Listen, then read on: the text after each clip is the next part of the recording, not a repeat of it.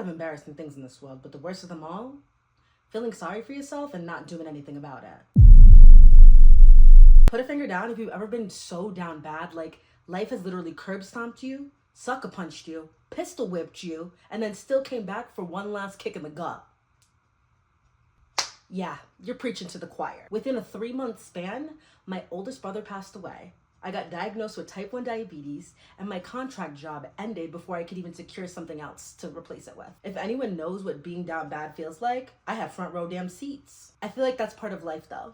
Like everybody has their thing. Everyone has an inconvenience that pops up and just derails their entire life. For some, they know how to pivot and navigate, but for others, they end up trapped there. And don't get me wrong, there's literally nothing wrong with hitting rock bottom. It could happen to any of us. You could be fine today and then clinging on for dear life tomorrow. The problem isn't hitting rock bottom. It's staying and getting comfortable there. You can't pitch a tent, set up camp, start decorating, and build a life around it. When life has dealt you the worst cards over and over and over again, you get scared to change your hand. Because being down bad isn't always screaming, crying, throwing up on the floor. It isn't always a mental breakdown that might need you checked into a mental institution. It's the little things like missing out on the stuff that you used to love to do without even questioning it. Letting yourself go slowly without even realizing that pieces of you are falling away every single time. Preferring to get sympathy from other people instead of taking the solutions that they're offering you.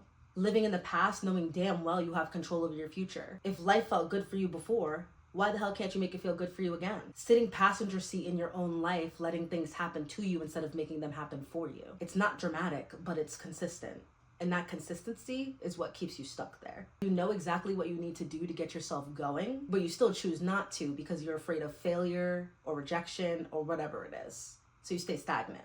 You complain about the way that your life is going, but you're still doing the same exact things that you do every single day. Literally living life on autopilot and wondering why things won't change. You just accept defeat, even though you're still stuck in the video game that you're playing. Thing is, you're the only one with the controller. So where do we go from here? We gotta start digging you out of the personal hell that you created for yourself.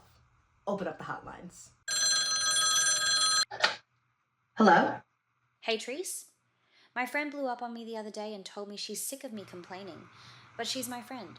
Isn't she always supposed to listen and help? Girl, you're calling a hotline to complain about your friend complaining about you complaining too much.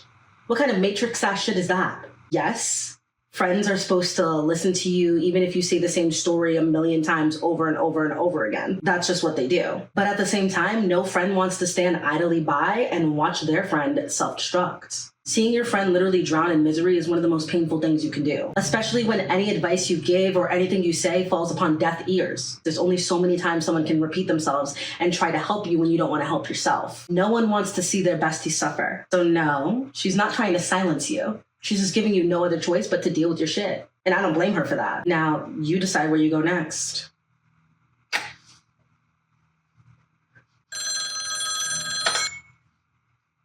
Hello? Hey, Treese. I lost my job and have 2 interviews this week, but I low-key feel like I shouldn't go.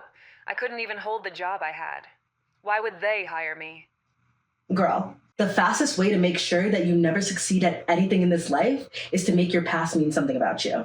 And here you are, turning it into your entire identity. What you're going through right now is just a setback, not a life sentence. You're acting like that job you had was the end-all be-all and that you'll never find anything else. Hop on Indeed or LinkedIn real quick and I'll show you that that's not the case. If we're being real here, you're probably overworked, underpaid, and out of sick days anyway. So tell me why you're going to deprive yourself of potentially getting something better. You have 2 amazing opportunities right in front of you and you're telling me you'd rather choose to stay stuck? Willingly? At that point, the only one holding you back is your damn self. So when you start blaming other people, make sure you don't point the finger at life because that ain't it. You've made up this whole story in your head and deemed yourself a failure without even giving yourself the chance to try to see if something new could work out. And that's crazy work. Honestly, could never be me. All right, girls. It gets to a point where we gotta realize that we are responsible for our own lives, our circumstances, our situations. So you can choose to keep blaming everything and everyone else, or you can choose to be uncomfortable for a little bit and maybe come out better on the other side. You can choose to stay in the same patterns and cycles and run the same shit over and over and over again, or you can choose different just once and see what happens. You can gaslight yourself into thinking that this is just how my life is, or you can decide you're done living like that. But at the end of the day, the choice is yours. Our circumstances can change, but the only one who can change them is you. I don't know about y'all, but you will not catch me competing in the Down Bad Olympics ever again. I've had enough for this lifetime, so I'm all set. Anyways, see you next time.